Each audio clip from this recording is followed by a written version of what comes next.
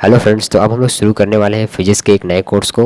और जैसा कि हम लोग जानते हैं कि मैटर के तीन स्टेट होते हैं, सॉलिड स्टेट, लिक्विड स्टेट और गैसेस स्टेट।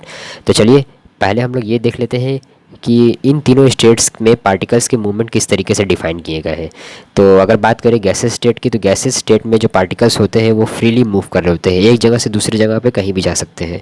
और बात करें अगर लिक्विड स्टेट की, तो लिक्विड स्टेट में जो पार्टिकल्स का मूवमेंट होता है वो भी फ्री होता है, लेकिन एक फिक्स्ड बाउंड्री में ही मूव कर सकते हैं।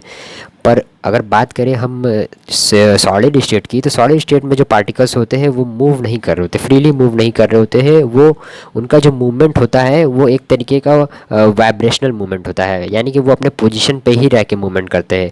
ऐसे मूवमेंट को वाइब्रेशनल मूवमेंट कहते हैं। जो कोई भी पार्टिकल अपने पोजीशन पे रह के मूवमेंट करता है तो उसको वाइब्रेशनल मूवमेंट कहते हैं।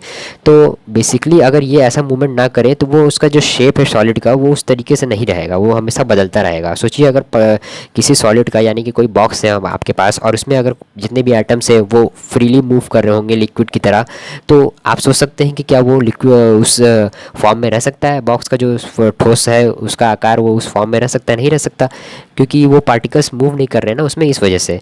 तो सॉलिड स्टेट में बेसिकली पार्टिकल्स मूव नहीं करते हैं।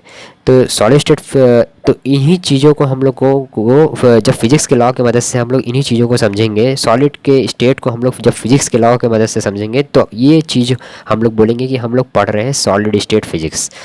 अब सॉलिड स्टेट फिजिक्स को समझने से पहले हम लोग कुछ बेसिक्स कॉन्सेप्ट को समझेंगे, और इन कॉन्सेप्ट्स को क्लियर करने के बाद हम लोग इसके हायर कॉन्सेप्ट्स को इसी बेसिक कॉन्सेप्ट की मदद से ही क्लियर कर लेंगे। तो चलिए, सबसे पहला इसमें जो पॉइंट आता है सॉलिड स्टेट फिजिक्स में, वो सबसे बेसिक पॉइंट होता है लैटिस कहते हैं, और स्पेस लैटिस भी कहते हैं, और डायरेक्ट लैटिस और रियल लैटिस भी कहते हैं। तो ये चारों वर्ड इसलिए मैंने लिख दिया है ताकि आपके एग्जाम में किसी भी नाम से पूछ ले तो आपको किसी प्रकार का कन्फ्यूजन ना क्रिएट हो। तो देखिए ये क्या कहता है। It is an infinite regular arrangement of points in 3 dimensions in which every lattice point has identical surroundings. इसका मतलब ये है कि किसी भी सॉलिड के अंदर जो इन्फिनाइट रेगुलर अरेंजमेंट होता है पॉइंट्स का, उसी को लैटिस पॉइंट कहते हैं। और वो लैटिस पॉइंट आपस में एक दूसरे से आइडेंटिकल सराउंडिंग्स रखते हैं। आइडेंटिकल सराउंडिंग्स का मतलब ये हो गया कि कोई पहला अगर पार्टिकल है वो दूसरे पार्टिकल्स को दिखेगा, तो वहाँ से जो दिखेगा उसको, वो सिचुएशन जो दिखेगी उसको, वो वहाँ का वो सेम दिखेगा, सेम माहौल दिखेगा, सेम डिस्टेंस पे दिखेगा। और जो दूसरा वाला पार्टिकल है वो पहले वाले पार्टिकल को देखेगा तो उसको भी वहाँ का सिचुएशन सेम दिखेगा, सेम डिस्टेंस पे वो दूसरा वाला पार्टिकल दिखेगा। इस तरीके से सॉलिड में हर एक पॉइंट पे एटम्स को, पार्टिकल्स को अरेंज किया जाता है, और इसी पॉइंट को कहते हैं लैटिस पॉइंट। अब हम लोग देखते हैं कि बेसिस क्या होता है। बेसिस में भी है सिंगल एटम और ग्रुप ऑफ एटम।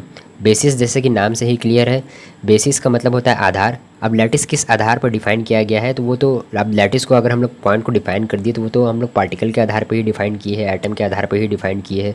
एटम ना हो, पार्टिकल ना हो तो लैटिस भी नहीं होगा। तो इसी तरीके से इसका आधार जो है वो एटम है। ग्रुप ऑफ एटम भी हो सकता है, यानी कि ढेर सारे एटम एक साथ आके लैटिस पॉइंट पे बैठ रहे हो, मतलब साथ ही 2 एटम्स बैठ रहे हो, या फिर एक एटम बैठ रहा हो, एक पार्टिकल बैठ रहा हो, या 2 पार्टिकल बैठ रहा हो। इस तरीके से हम लोग बेसिस को डिफाइन करते हैं। इसका एग्जांपल ये है कि सिंगल एटम एग्जांपल जो है इसका, सिंगल एटम का अगर हम लोग एग्जांपल देखें तो वो होता है is diamond in which all atoms are carbon. अब डायमंड का जो सॉलिड होता है उसमें सारे एटम्स कार्बन के होते हैं, यानी कि हर एक लैटिस पॉइंट पे, जो हर एक पॉइंट पे कार्बन एटम आपका आके बैठा रहता है। और ग्रुप ऑफ एटम का जो एग्जांपल होता है वो सोडियम क्लोराइड होता है, in which all atoms are sodium and chloride as one, sodium attached with chloride. यानी कि ग्रुप ऑफ एटम का एग्जांपल अगर सोडियम क्लोराइड हम लोग ले लें तो जानते हैं कि सोडियम क्लोराइड, यानी कि सोडियम क्लोराइड का जो सॉलिड होता है उसमें जो सोडियम होता है और क्लोराइड होता है उसको हम लोग एक ही मान के चलते हैं, एक ही यूनिट मान के लेते हैं। तो इस तरीके से ये ग्रुप ऑफ एटम का एग्जाम्पल है। अब हम लोग देखते हैं अपने की ओर। तो चलिए देखते हैं कि क्रिस्टल सिस्टम और स्ट्रक्चर, या फिर क्रिस्टल स्ट्रक्चर, या फिर डायरेक्ट क्रिस्टल स्ट्रक्चर होता क्या है। तो जब हम लोग देखिए ये लैटिस, हमारा जो लैटिस पॉइंट है, इसमें जब हम लोग बेसिस को ऐड कर देते हैं, यानी कि बेसिस को जब हम इस पॉइंट पे बैठा देते हैं तो ये हमारा क्रिस्टल स्ट्रक्चर हो जाता है। When basis is attached identically to every lattice point a crystal structure is formed. इस तरीके से हमारा सॉलिड बनता है। For example, in a classroom empty benches are lattice point, and if students are basis then the structure of seated students on the benches is the crystal structure। यानी कि किसी classroom में अगर जो खाली बेंचेस हैं वो अगर हम लोग मान लें लैटिस पॉइंट है, और जो स्टूडेंट्स है अगर हम लोग उनको पार्टिकल्स मान लें, तो वो जब पार्टिकल्स उन बेंचेस पे आके बैठेंगे तो वो जो स्ट्रक्चर बनेगा सीटेड पार्टिकल्स का, वो बनेगा क्रिस्टल स्ट्रक्चर। अब अगला जो टॉपिक है symmetry operations in crystal structure. Symmetry operations वो ऑपरेशंस होते हैं जब हम उनको अप्लाई करते हैं तो किसी भी तरीके का उस सॉलिड पे चेंजेस नहीं हमें दिखता है। इस तरीके का ऑपरेशन को सिमेट्री ऑपरेशंस कहते हैं। तो symmetry operation is that operation which when applied to a crystal structure leaves the crystal structure invariant, that is the environment of structure remain sems.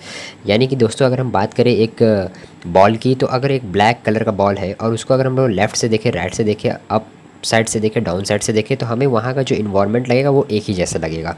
इस तरीके के बॉल पे अगर हम लोग सिमेट्री ऑपरेशंस यानी कि उसको घुमाएं, चारों तरफ से घुमा के देखें, या फिर जैसे मन चाहे वैसे कर दे उसको, उसका हम लोग 230 डिग्री रोटेट कर दे उसको, या फिर 40 डिग्री रोटेट कर दे, अप साइड को डाउन साइड कर दे, डाउन साइड को अप साइड कर दे, तो उसमें किसी भी तरीके का चेंज नहीं आएगा।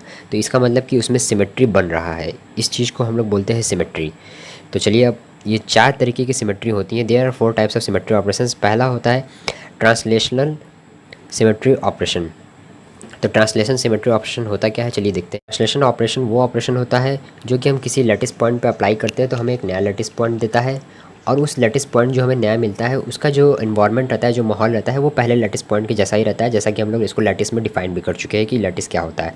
तो अगर हम एग्जांपल के तौर पे मान लें कि are be the position vector of OP, अगर ये वेक्टर आर है, ये पोजीशन वेक्टर है ओपी का, और अगर हम इस पॉइंट पे पी पॉइंट पे ट्रांसलेशन वेक्टर ऑपरेशन अप्लाई करते हैं तो हमें एक ट्रांसलेशन वेक्टर मिलता है। ट्रांसलेशन ऑपरेशन अप्लाई करते हैं तो हमें एक ट्रांसलेशन वेक्टर मिलता है, जो कि जिसको हम लोग डिनोट करते हैं टी वेक्टर से।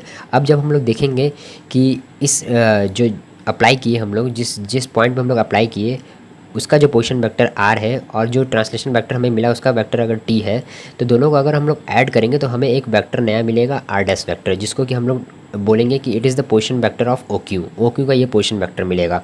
तो इन तीनों का जो आपस में सराउंडिंग्स रहेगा वो आइडेंटिकल रहेगा। तो आगे हम लोग देखते हैं कि let R be the position vector of O P on applying translation operation on lattice point P we reach to the point Q with translation vector T where r dash is the position vector of OQ. On adding t with r, we got a lattice point Q as r vector, which has same surroundings as lattice point P have as r vector. तो यही बात जो मैंने बताया है वही इस चीज़ को डिफाइन कर रहा है। There are 2 fundamental vectors in translation vectors in 2D are A and vector B. तो जैसा कि हम लोग ये जानते हैं कि अगर 2 डायमेंशनल एक्सिस होता है, एक्स वाई एक्सिस होता है, तो उसमें 2 तरीके के ट्रांसलेशन वेक्टर को हम लोग डिफाइन कर लेते हैं। ट्रांसलेशन वेक्टर यानी कि ट्रांसलेशन का मतलब देखिए ये होता है कि लेंथ के अलॉन्ग, कोई भी चीज़ अगर हम लोग लेंथ के अलॉन्ग मेज़र कर रहे हैं तो वो ट्रांसलेशन के केस में आ जाता है। तो एक्स वाई एक्सिस में अगर हम लोग किसी चीज़ को वेक्टर के जरिए देखते हैं तो वो हम लोग एक्स एक्सिस पे एक वेक्टर लेते हैं, एक वाई एक्सिस पे वेक्टर लेते हैं। तो बेसिकली हम लोग वही चीज़ बता रहे हैं। एक्स एक्सिस पे जो हम लोग वेक्टर लेंगे वो ए वेक्टर रहेगा, और 0 से अगर हम लोग पॉजिटिव एक्स एक्सिस डायरेक्शन में लेंगे तो वो हम लोग पॉजिटिव वेक्टर ले लेंगे, नेगेटिव एक्स एक्सिस के डायरेक्शन में बढ़ेंगे तो वो नेगेटिव वेक्टर ले लेंगे। अगर 1 यूनिट बढ़ रहे हैं तो 1 यूनिट का वो लेंथ मेज़र करेगा, मतलब 1 यूनिट हम लोग उसको डिफाइन करेंगे। और अगर वाई एक्सिस में जो वेक्टर ले रहे हैं हम लोग बी वेक्टर ले रहे हैं, इसी तरह नेगेटिव वाई एक्सिस में माइनस बी वेक्टर हो जाएगा। यहाँ पे जो हम लोग कोऑर्डिनेट एक्सिस लिए है 2D का एक्स वाई एक्सिस, उसको हम लोग लैटिस पॉइंट के जरिए लिए। यहाँ पे ये जो पॉइंट्स है ये बेसिकली लैटिस पॉइंट है, और इसी में हम लोग यहाँ पे इसको ओरिजिन मान लिए है। ये पॉजिटिव एक्स एक्सिस की तरफ है, ये दूसरा लैटिस पॉइंट का जो डिस्टेंस है वो इसको 1 यूनिट मान के चल रहे हैं। इस तरीके से हम लोग लैटिस पॉइंट में हम लोग वेक्टर को डिफाइन कर रहे हैं। बेसिकली ये कोऑर्डिनेट सिस्टम ही है, बस खाली पॉइंट इसमें दे दिया गया है। अब ऐसा तो नहीं है कि 2D कोऑर्डिनेट एक्सिस जो है एक्स वाई एक्सिस में उसमें पॉइंट्स नहीं दिए रहते हैं, बस उनको हम लोग लैटिस पॉइंट उस समय ना बोल रहे हो। तो चलिए आगे देखते हैं। If going from P to Q, that is from one lattice point to another lattice point, the translation vector is defined as। देखिए जब हम लोग ट्रांसलेशन वेक्टर को डिफाइन करना रहता है तो बेसिकली हम लोग ये जानते हैं कि जब हम लोग एक पॉइंट से दूसरे पॉइंट पे गए हैं, तो देखिए अब P पॉइंट से हम लोग Q पॉइंट पे गए हैं तो ये ट्रांसलेशन वेक्टर मिला, लेकिन हम लोग को इसको वेक्टर के जरिए कैसे डिफाइन करना है। तो देखिए इसके लिए हम लोगों को P पॉइंट पे जाने के लिए हम लोगों को सबसे पहले एक कदम एक्स एक्सिस की ओर चलना पड़ेगा, और 1 यूनिट हम लोगों को नीचे वाई एक्सिस की तरफ नीचे की तरफ चलना पड़ेगा। तो ये हो जाएगा आपका 1 इंटू ए वेक्टर, मतलब 1 टाइम्स ए वेक्टर और -1 टाइम्स बी वेक्टर हमें चलना पड़ेगा। माइनस का मतलब ये नहीं है कि इसको इसमें से सब्ट्रैक्ट आप एक वेक्टर माइनस हो गया, तो ये नहीं है। माइनस का मतलब ये हो गया कि डायरेक्शन आपको बता रहा है कि आपको नीचे की तरफ जाना है। नेगेटिव एक्सिस का ये माइनस साइन डायरेक्शंस बताता है नेगेटिव वाई एक्सिस को। तो बेसिकली हम लोगों को 2 कदम चलना पड़ा है इस टी वेक्टर पे पहुंचने के लिए, पी पॉइंट क्यू पॉइंट पे पहुंचने के लिए टी वेक्टर के जरिए। तो टी वेक्टर डिफाइन हो जाएगा दोनों का सम, यानी कि इसको ऐड कर देंगे, इसको ऐड कर देंगे, दोनों का सम हो जाएगा आपका इस टी वेक्टर के बराबर। तो टी वेक्टर होगा जो कि ट्रांसलेशन वेक्टर है, उसको डिफाइन कर दिए 1, यानी कि ए वेक्टर, इसको बेसिकली 1 लिखने का जरूरत नहीं है, ए वेक्टर प्लस माइनस ये माइनस हो जाएगा, तो ए वेक्टर माइनस बी वेक्टर, ये ट्रांसलेशन वेक्टर आपका डिफाइन हो गया। जानते ही कि 1 और -1 इंटीजर होता है। इन जनरल हम लोग ये लिख सकते हैं कि अगर कोई डिस्टेंस जितना भी चल रहा हो तो उसको हम लोग मान लेते हैं जनरल में n1। अगर x एक्सिस पे n1 डिस्टेंस चला और y एक्सिस पे अगर n2 डिस्टेंस चला, तो इस तरीके से हम लोग ट्रांसलेशन वेक्टर को जनरल में डिफाइन कर सकते हैं। Translation vector t vector is equals to n1 a vector plus n2 b vector, where n1 and n2 are integers and a vector and b vector are fundamental translation vector along x axis and y axis. तो in 3D अगर देखिए, ये तो दोस्तों हम लोग x axis की तरफ, y एक्सिस की तरफ, अगर हम लोग z एक्सिस की तरफ भी बढ़ना पड़े तो हम लोग बेसिकली c वेक्टर ले लेंगे एक, और कितना डिस्टेंस बढ़ना पड़ेगा उसको हम लोग n3 ले लेंगे। Where c is the fundamental translation vector along z axis, ये z एक्सिस के अलॉन्ग जो है वेक्टर, ये c वेक्टर ले लिया है। By translation operation we can go from one lattice point to another lattice point in crystal structure. तो यहाँ से कंक्लूजन निकलता है कि ट्रांसलेशन वेक्टर का जब हम लोग ऑपरेशन अप्लाई करते हैं किसी लैटिस पॉइंट पर, तो हमें एक नया लैटिस पॉइंट मिलता है उस क्रिस्टल स्ट्रक्चर के अंदर। तो चलिए अब हम लोग अपने दूसरे सिमेट्री को डिफाइन करते हैं, यानी कि जो दूसरे टाइप का सिमेट्री उसको हम लोग डिफाइन करने जा रहे हैं, जिसका नाम है रिफ्लेक्शन सिमेट्री। दोस्तों रिफ्लेक्शन सिमेट्री वो सिमेट्री होती है, जैसा कि नाम से ही क्लियर लग रहा है, रिफ्लेक्शन, यानी कि जब मिरर में भी आप देखते हैं तो आपको जो अपना स्ट्रक्चर लगा दिखाई देता है वो बेसिकली आपके स्ट्रक्चर से एकदम मैच खाता है, तभी तो आपको लगता है कि ये आपका चेहरा है। ये तो बेसिकली कॉमन सी बात है, और मैं एक बॉल का ब्लैक बॉल का जो एग्जांपल मैंने लिया था वो भी यही चीज़ बताएगा। तो अगर हम लोग मान लें कि ये हमारे पास कोई सर्कल है जिसका कि अगर हम लोग हाफ़ कर देते हैं तो इधर का जो पार्ट है और इधर का जो पार्ट है वो दोनों आपस में एक जैसा लगेगा। और इसी तरीके से हम लोग अगर इसका हाफ़ हॉरिजॉन्टली अगर हम लोग इसको काटते हैं, ये वर्टिकली काटा था, ये हॉरिजॉन्टली काटते हैं, तो इसका अपर भाग और लोअर भाग जो है दोनों एक जैसा लगेगा। 2D crystal structure in the form of circle, ये हम लोग क्रिस्टल स्ट्रक्चर ही ले लिए हैं एक सर्कल के फॉर्म में। क्रिस्टल स्ट्रक्चर और क्रिस्टल इस सेट, देखिए क्रिस्टल स्ट्रक्चर को आप क्रिस्टल भी बोल सकते हैं और क्रिस्टल स्ट्रक्चर भी बोल सकते हैं, जो मन चाहे वो बोल सकते हैं, बस याद रखिएगा कि आपको ये दोनों में से कोई एक बोलना है। या फिर इसको मैंने आपको ये भी बताया था कि डायरेक्ट क्रिस्टल स्ट्रक्चर भी बोल सकते हैं, तो कुछ भी बोल सकते हैं, कोई दिक्कत नहीं है। क्रिस्टल स्ट्रक्चर और crystal is set to possess reflection symmetry if there exist a line in 2D और a plane in 3D which divides the crystal into two identical halves which are mirror images of each other। यानी कि अगर हम बात करें इस reflection symmetry की, तो अगर हम इस 2D में अगर इस रिफ्लेक्शन सिमेट्री को डिफाइन कर रहे हैं, तो अगर हम लोग इसको बीच में से काटेंगे या फिर दो पार्ट में डिवाइड करेंगे, दो आइडेंटिकल हाफ में डिवाइड करेंगे, तो वो हमें जो दोनों पार्ट मिलेगा वो एक दूसरे का मिरर इमेज लगेगा। और अगर हम लोगों को इसको 3D में डिफाइन करना है रिफ्लेक्शन सिमेट्री को, तो दोस्तों कंसिडर कर लीजिए एक स्फेयर, अर्थ को ही कंसिडर कर लीजिए। अगर अर्थ को आप लोग 20 से काटेंगे तो इसका अर्थ को अगर आप 20 से काटेंगे तो इसका जो इधर वाला भाग होगा, लेफ्ट साइड वाला और राइट साइड वाला, वो दोनों आपस में एक दूसरे के मिरर इमेजेस लगेंगे। अब ऐसा मत सोचिएगा कि आप अर्थ पे एक तरफ अगर माउंट एवरेस्ट है तो दूसरी तरफ आपको माउंट एवरेस्ट नहीं दिख रहा है, ये इस चीज़ को कंसिडर मत करिएगा, क्योंकि इस चीज़ को कंसिडर करेंगे तो ये फेल हो जाएगा। मान लीजिए कि कोई एक ऐसा स्फीयर है या फिर कोई ऐसा प्लेनेट है जो कि एक ही कलर का है और उसमें किसी भी तरीके का कोई चीज़ आप उस पर मतलब एक लेफ्ट साइड पे डाल दिए तो राइट साइड में नहीं डालेंगे, ऐसा मत करिएगा, नहीं तो दिक्कत हो जाएगा। ये इस तरीके से हम लोग 3D में भी इसको डिफ़ाइन करते हैं। और इसको हम लोग किसके ज़रिए डिफ़ाइन कर सकते हैं? देखिए 2D में हम लोग डिफ़ाइन किए थे एक लाइन के ज़रिए, एक लाइन, ये लाइन आके 20 से इसको दो पार्ट में डिवाइड किया था। लेकिन 3D में क्या होगा, एक लाइन थोड़ी ना काट पाएगा किसी एक आधे आधे पार्ट में। इसके लिए हम लोगों को एक प्लेन का ज़रूरत पड़ेगा। प्लेन यानी कि अगर हम लोग एक पेपर ले लें, प्लेन, देखिए पेपर और प्लेन दोनों एक ही चीज़ है, आप दोनों में से किसी भी चीज़ को एक ही समझ सकते हैं। तो अगर हम एक पेपर ले लें, पेपर से अगर हम लोग मान लेते हैं कि वो पेपर ब्लेड की तरह है, ब्लेड से अगर किसी एक बॉल को अगर आप आधा आधा काटेंगे तो दोनों आपको दोनों हिस्सा बराबर मिलेगा। तो ये प्लेन के ज़रिए इसको हम लोग 3D में डिफ़ाइन करते हैं। अब अगले टाइप का सिमेट्री होता है जिसको रोटेशन सिमेट्री कहते हैं। दोस्तों ये जो यहाँ पे ये जो रफ वर्क किया गया है, ये बेसिकली मैंने इसलिए किया है ताकि मैं आपको जो एक्सप्लेन कर सकूँ, जो चीज़ें समझा सकूँ, वो बहुत ही अच्छे से समझा सकूँ। और ये मुझे इसके लिए थोड़ा मेहनत करना पड़ा है चीज़ों को और अच्छे से समझने के लिए और अच्छे से आपको समझाने के लिए। तो दोस्तों इसका आप लोग नेगलेक्ट कर लीजिएगा, इसको थोड़ा आप लीजिएगा मत कि ये ऐसा कट दिया है। इसको मैंने अच्छे से अभी लिखा है। मैं इसका थर्ड रोटेशन सिमेट्री बताने जा रहा हूँ, देखिए क्या होता है। और रोटेशन सिमेट्री को समझने से पहले देखिए हम लोग कुछ एग्जांपल्स को लेंगे। और रोटेशन सिमेट्री जैसा कि नाम से ही क्लियर है, अगर हम किसी ऑब्जेक्ट को या फिर किसी सॉलिड को रोटेट कर रहे हो तो उसमें कोई चेंजेस हमें ऑब्जर्व ना हो, ऐसे सिमेट्री को हम लोग कहेंगे रोटेशन सिमेट्री। तो देखिए अगर हम लोग एग्जाम्पल ले लें क्रिस्टल, अगर एक एग्जाम्पल ले लें स्क्वायर के फॉर्म में, तो यहाँ पर जो क्रिस्टल है उसको हम लोग अगर एंटी क्लॉकवाइज या रोटेट करें या क्लॉकवाइज रोटेट करें तो दोनों ही सेंस में जो हमें स्क्वायर का शेप है वो एक ही जैसा लगेगा। तो इस तरीके से अगर हम लोग 360 डिग्री फुल रोटेशन भी कर देंगे तब भी हम लोग को ये 4 टाइप स्क्वायर रोटेट हो जाएगा, तो उसका जो शेप रहेगा वो उसी तरह मिलेगा।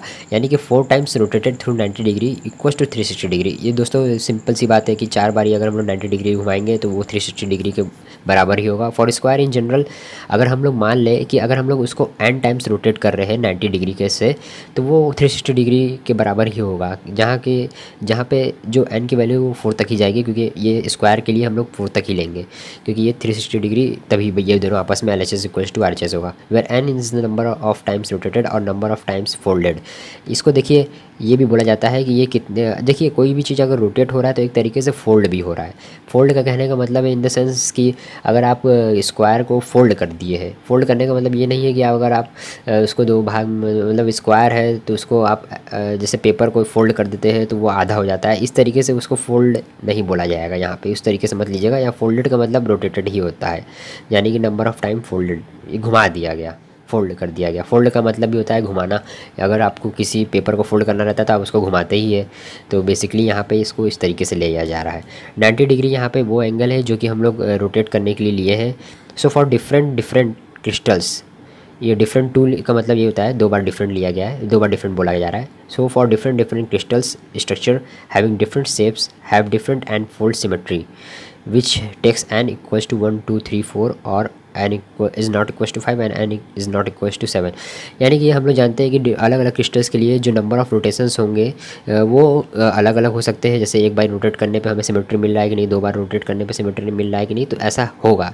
एक बारी, 2 बारी, 3 बारी, 4 बारी रोटेट करने पे हमें सिमेट्री मिलेगा, जैसा कि हम लोग स्क्वायर के केस में देखें। लेकिन 5 बारी रोटेट के करने पे और 7 बारी रोटेट करने के पे हम लोगों को जिस सिमेट्री मिलेगा वो हम लोगों को नहीं मिलेगा, क्योंकि वो जो सिमेट्री है वो स्क्वायर के शेप में तो मान लीजिए आपको मिल सकता है, लेकिन और किसी शेप में वो एक्सेप्शनल केस हो जाता है, और इस वजह से इसको हम लोग नहीं लेते कि 5 और n फोल्ड सिमेट्री, मतलब कि जो हम लोग नंबर ऑफ़ टाइम्स जो रोटेट कर रहे हैं वो सिमेट्री हमें मिलती नहीं है 5 टाइम्स रोटेट करने पर और 7 टाइम्स रोटेट करने पर। तो चलिए आगे देखते हैं। n is not equals to 5, n is not equals to 7 means in any crystal there will be no 5 fold और 7 fold symmetry। किसी भी क्रिस्टल में अगर 5 फोल्ड और 7 फोल्ड सिमेट्री हम लोग नहीं ले सकते। In the crystal in the form of wheel, दूसरा एग्जांपल है, अगर हम लोग क्रिस्टल को एक व्हील के फॉर्म में ले लें तो अगर हम लोग 30 डिग्री से रोटेट करते हैं तो जितने भी स्पोक्स का जो उसके स्पोक्स होंगे, उस व्हील के जो स्पोक्स होंगे यानी कि जो तिल्ली होंगी उस पहिए का, वो उसी तरह से रहेगा जैसा कि आपको दिखेगा। अगर मान लेते हैं 30 डिग्री से यहाँ रोटेट किए तो ये A पॉइंट यहाँ आ जाएगा, B पॉइंट यहाँ आ जाएगा, ये देखिए इसी तरीके से यहाँ पे आ गया, और जो फिगर है उसका वो एज इट इज़ लग रहा है। व्हील मेंटेन रोटेशनल सिमेट्री, यानी कि व्हील जो है वो रोटेशनल सिमेट्री को मेंटेन कर रहा हुआ है। इसका डेफिनेशन देखते हैं दोस्तों। ये जो मैंने एग्जांपल लिया है इसको आपको लिखना नहीं है, और ये खाली समझने के लिए है। मेन आपको क्या लिखना है वो मैं बताने जा रहा हूँ। A crystal is set to possess rotational symmetry if crystal remains invariant after rotation through angle theta.